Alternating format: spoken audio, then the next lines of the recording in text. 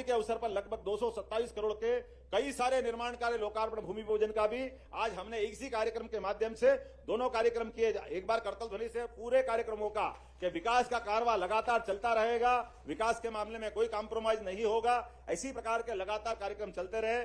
कल ही हमने तय किया है कि इस बार की मकर संक्रांति महिला सशक्तिकरण के लिए होगी, क्योंकि माननीय मोदी जी ने कहा है कि हमारी दृष्टि में केवल 4 ही जातियां हैं, उसमें महिला, किसान, युवा, गरीब। तो निश्चित रूप से हमारी सरकार इन चारों सेक्टर में बराबरी से काम कर रही है। मैं उम्मीद करता हूं कि इन कामों के माध्यम से निश्चित रूप से न केवल लोकतंत्र गौरवान्वित होगा, बल्कि 21वीं शताब्दी में भारत माननीय मोदी जी के नेतृत्व में दुनिया का सबसे सशक्त राष्ट्र बन के उभरेगा। ये कामना करते हुए एक बार फिर 84 लाख योनियों का संसार, जिनके माध्यम से हमारे शरीर की कल्पना की जा सकती है। हमारे यहाँ 84 महादेव है। 84 महादेव के माध्यम से हम पूरी कल्पना अपने सारे पूर्व जन्मों के आधार पर इसको समझ सकते हैं। दुनिया में 7 सागर है, हमारे यहाँ 7 सागर है। जो 7 सागर से हमने दुनिया को पृथ्वी पे जल की 70% उपस्थिति मानी है। और इसी प्रकार से कालों के काल महाकाल, ऐसा माना जाता है कि पृथ्वी एक बॉल है और बॉल पे 2 धागे लगाए, एक ऐसा और एक ऐसा, उसका जो क्रॉस बिंदु बनेगा वो क्रॉस बिंदु सेंटर पॉइंट है।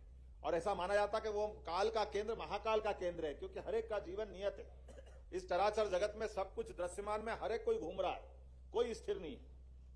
चंद्रमा पृथ्वी के चक्कर लगा रहा है, पृथ्वी सूर्य के चक्कर लगा रही है, सूर्य सौरमंडल के साथ किसी और के चक्कर लगा रहा है, कहीं आकाश गंगा तक ये क्रम जारी रहता है। और ऐसे में हम सब जानते कि पृथ्वी की रचना भी अगर अपन समझे तो हम अपने ये जो काल का नगरी है, ये वास्तव में भविष्य का ग्रीनविच है। 300 साल पहले तक दुनिया में समय की शुद्धता की गणना कहीं से अगर होती थी तो उज्जैन से होती थी। ये उसका सेंटर पॉइंट है। और हमने इस सेंटर पॉइंट को लेकर के साइंस टेक्नोलॉजी विभाग को जोड़ करके एक नई ऑब्जर्वेटरी भी बनाई। IIT और फिजिक्स के डिपार्टमेंट, यूनिवर्सिटी को जोड़ करके उस पर रिसर्च कराने का काम भी चालू कराया। और अपनी आंखों से आप 21 जून और 22 दिसंबर को देख सकते हैं। दिन के मध्याह्न में ठीक 12 बजे सूर्य देवता जब अपनी कक्षा बदलते हैं तो आपकी आंखों से दिखाई देगा कि सूर्य उत्तरायण से दक्षिणायन में कैसे प्रवेश कर रहा है। जब ऐसा कहते हैं कि एक समय ऐसा आता है कि जब छाया भी आपका साया भी आपका साथ छोड़ देता है। वो पॉइंट अगर देखना तो वो अपने उज्जैन से हमको दिखाई देता है। ऐसे कई सारे बहुत सारे प्रकार है। और आप ये देखिएगा कि दुनिया में जब किसी का भी कोई बड़ा व्यक्तित्व निखर के आया है, जिसको दुनिया एक तरह से अमरता की श्रेणी में लाती या महानतम श्रेणी में खड़ा करते हैं, उसका कभी ना कभी उज्जैन से संबंध आया ही होगा। उज्जैन से संबंध आए बिना व्यक्ति का विराट व्यक्तित्व नहीं होता है। यह गौरवशाली महत्व भी उज्जैन का है। हजारों साल से, लाखों साल से प्रभु राम का 17 लाख साल का अयोध्या का घटनाक्रम हमने देखा है। प्रभु राम उज्जैन में अपने पिता के श्राद्ध करने के लिए उज्जैन आए। काकभूषणी के माध्यम से रामायण जी की पूरी रचना की महत्ता उज्जैन से जुड़ी हुई।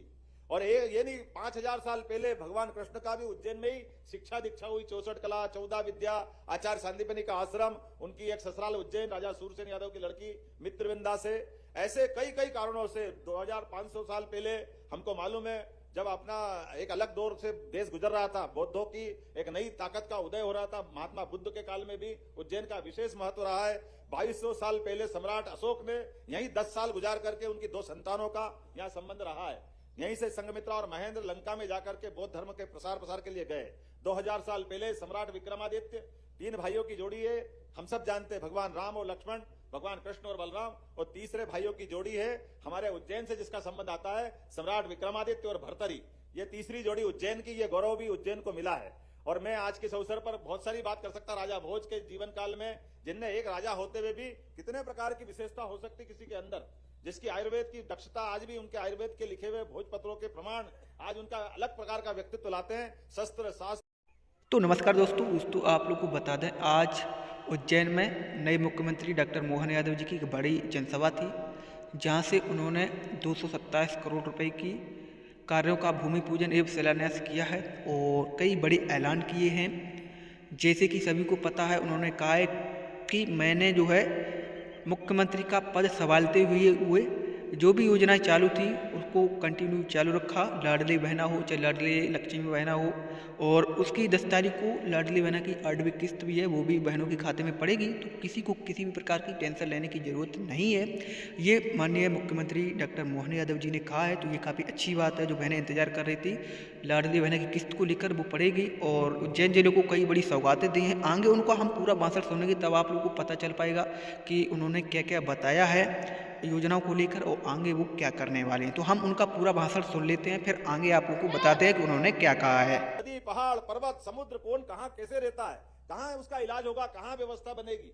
ऐसे कठिन समय में, चुनौती के काल में भी मोदी जी ने बताया कि 56 इंच का सीना वाला नेतृत्व करता, उनको वैसे ही नहीं मानते। जब उन्होंने कहा कि मैं लॉकडाउन की घोषणा करता, और लॉकडाउन की जिस दिन घोषणा की तो हमने दूसरे दिन से देखा रेल बंद, बस बंद।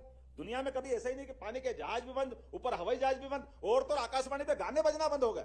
ऐसा लगा कि कहां का डरावना समय आया, ये कौन सा समय आया। लेकिन ऐसे कठिन समय में भी जब उनको भी आगे मार्ग मालूम नहीं था, लेकिन एक बात उनको मालूम थी, परमात्मा की कृपा से भारतवासियों पे सदैव देव कृपा सदैव सदैव रहती आई है। बाबा महाकाल की कृपा आती है। दुनिया की कई कई बड़ी बड़ी चुनौतियां भारत ने ऐसे ही सहन नहीं की है। ये बाबा महाकाल की कृपा है। वैज्ञानिकों को प्रोत्साहन दिया, आप जैसा सुयोग्य व्यक्ति उनके साथ था, और हमने देखा कि दुनिया में अलग रूप से निकल करके हमारा वो दौर आया जब हमने दुनिया के सामने न केवल अपने नागरिकों की जान माल की रक्षा की, बल्कि दुनिया के अंदर भी जो मानवता का सिद्धांत है, सर्वे भवन्तु सुखिनः सर्वे सन्तु निरामया, जो हम बात उदात्त बात वेद मंत्रों की गाते हैं, उसको ऐसे ही नहीं दोहराते हैं, वो स्थापित करके दिखाया है। ये विराट व्यक्तित्व मोदी जी के माध्यम से हमारी सनातन संस्कृति धन्य हुई है। मुझे इस बात की प्रसन्नता है कि इसी मंत्र के आधार पर जो हमारा सांस्कृतिक अनुष्ठान का जो पर्व चल रहा है, ये हमारा अपना केदारनाथ बाबा का मंदिर हो, अयोध्या का राम मंदिर हो, बाबा महाकाल का महालोक हो, तो ये केवल देवस्थान नहीं है। केवल देवस्थान पे पूजा पाठ के कर्मकांड के लिए हम आमंत्रित नहीं कर रहे हैं, हम उनकी सभी प्रकार की चिंता कर रहे हैं। मैं आपका अभिनंदन करता हूं। ये प्रसादम के माध्यम से आपने ये खाने पीने के जो स्वास्थ्य की मूल चीजें, हाइजेनिक खाद्य के माध्यम से जो देश का पहला सेंटर का उद्घाटन किया है, मैं आपका वंदन करता हूं, अभिनंदन करता हूं, बधाई देता हूं। और आज का ये दिन आपके इस माने मात्र से मैं आपकी जानकारी के लिए बताना चाहूंगा कि डबल इंजन की सरकार कैसे काम करती है। माननीय मांडविया जी, जैसे ही मैंने शपथ ली और कहा गया कि कल आपको कैबिनेट लेना होगी, और कैबिनेट लेने का जो एजेंडा था, बाबा महाकाल की कृपा थी। हमारे यहाँ पता नहीं क्या क्या खुले में बिकता था, हमने कहा कहीं नहीं बिकेगा, सब दूर ताले लगेंगे। 25,000 से ज्यादा दुकानों पे बंद किया गया कि हाइजीनिक दृष्टि से, खाद्य सेफ्टी की दृष्टि से ये जो खुले में उल्टा पुल्टा माल मिलता बिकता है, ये नहीं बिकेगा, चाहे जो हो जाए। कानून व्यवस्था के अंतर्गत हमने वो सारा बंद करने का प्रयास किया, और आज मुझे इस बात की प्रसन्नता है कि लगभग 25 दिन के बाद पहली बार मैं भाषण में बोल रहा हूं कि हाँ, हमने बंद किया था। हमारे एक निर्णय मात्र लिए गए, और निर्णय का एग्जीक्यूशन अधिकारियों ने कराया है। निर्णय लेने का मतलब ये होता है कि निर्णय का पालन, पूरी सरकार के लिए निर्णयों का पालन अधिकारियों को करना ही चाहिए। ऐसे कई निर्णय हमने किए।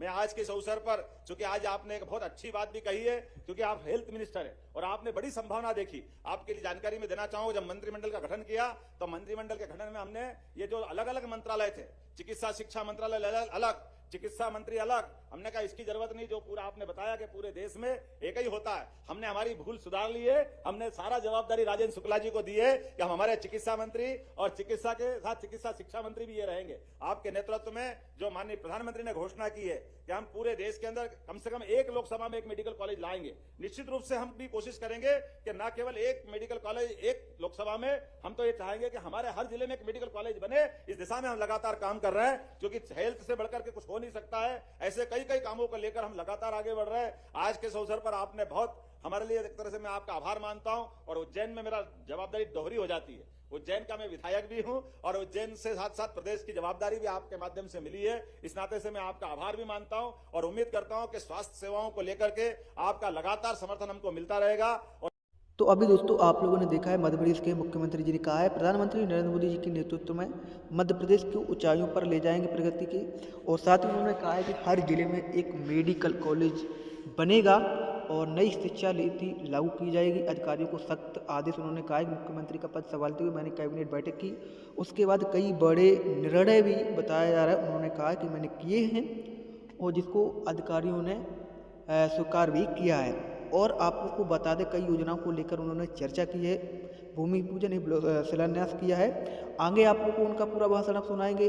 तो क्या क्या कहते हैं किसानों के बारे में, गरीबों के बारे में, युवाओं के बारे में, वो आप लोगों को हम सुना देते हैं। एक बार वीडियो को पूरा जरूर देखेंगे कि न केवल एक मेडिकल कॉलेज एक लोकसभा में, हम तो ये चाहेंगे कि हमारे हर जिले में एक मेडिकल कॉलेज बने। इस दिशा में हम लगातार काम कर रहे हैं, क्योंकि हेल्थ से बढ़कर के कुछ हो नहीं सकता है। ऐसे कई कई कामों को लेकर हम लगातार आगे बढ़ रहे हैं। आज के इस अवसर पर आपने बहुत हमारे लिए, एक तरह से मैं आपका आभार मानता हूं, और उज्जैन में मेरा जवाबदारी दोहरी हो जाती है। उज्जैन का मैं विधायक भी हूं और उज्जैन से साथ साथ प्रदेश की जवाबदारी भी आपके माध्यम से मिली है। इस नाते से मैं आपका आभार भी मानता हूं और उम्मीद करता हूं कि स्वास्थ्य सेवाओं को लेकर के आपका लगातार समर्थन हमको मिलता रहेगा। और आज ही के अवसर पर लगभग 227 करोड़ के कई सारे निर्माण कार्य, लोकार्पण, भूमि पूजन का भी आज हमने इसी कार्यक्रम के माध्यम से दोनों कार्यक्रम किए। एक बार करतल ध्वनि से पूरे कार्यक्रमों का कि विकास का कारवा लगातार चलता रहेगा, विकास के मामले में कोई कॉम्प्रोमाइज नहीं होगा, इसी प्रकार के लगातार कार्यक्रम चलते रहे। कल ही हमने तय किया है कि इस बार की मकर संक्रांति महिला सशक्तिकरण के लिए होगी, क्योंकि माननीय मोदी जी ने कहा है कि हमारी दृष्टि में केवल 4 ही जातियां हैं, उसमें महिला, किसान, युवा, गरीब। तो निश्चित रूप से हमारी सरकार इन चारों सेक्टर में बराबरी से काम कर रही है। मैं उम्मीद करता हूं कि इन कामों के माध्यम से निश्चित रूप से न केवल लोकतंत्र गौरवान्वित होगा, बल्कि 21वीं शताब्दी में भारत